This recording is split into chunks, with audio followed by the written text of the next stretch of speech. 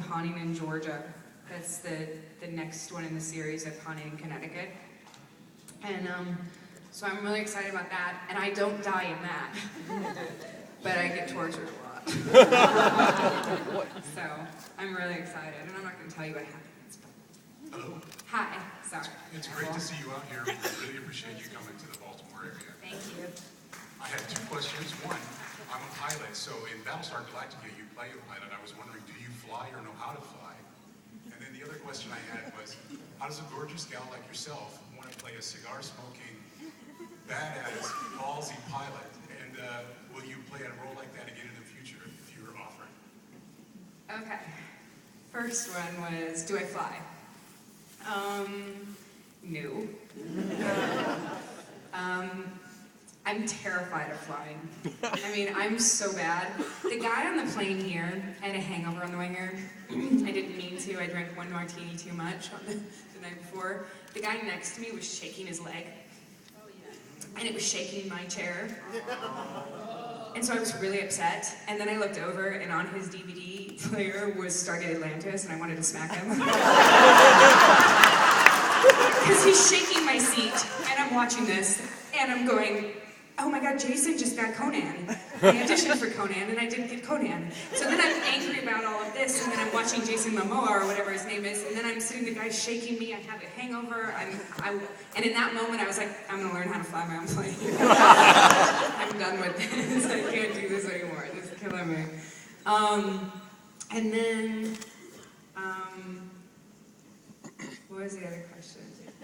Oh, how I wanted to play a cigar-smoking, I was going to say a cigar-smoking chomper.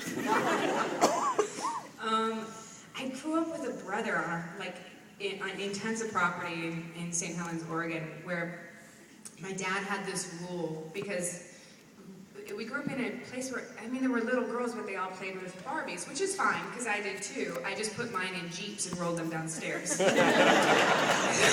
mean, I played with my Barbies, it's great. So I played with the boys a lot, and I was on a boys soccer team, and like played boys baseball. Like, I was always with the boys, because they played more aggressively. And so my dad had this rule growing up that you can play with the boys until the day you get hurt. And then you're done.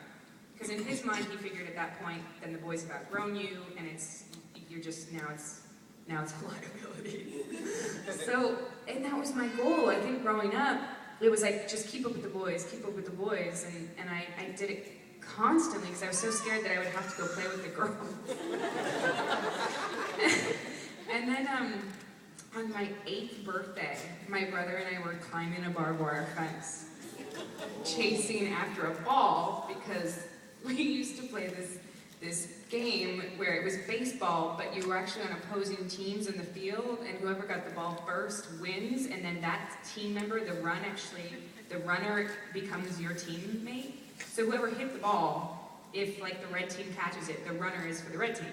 But if the blue team catches it, then the runner's for the blue team. So it turned into baseball with like football. It's like we would tackle each other, and then like there were bats involved. Like, it was not good.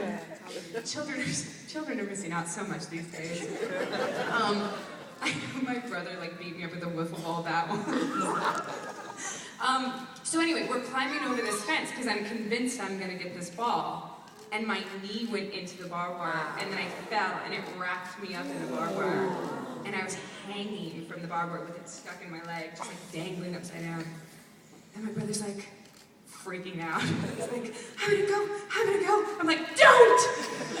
I wanna finish the game!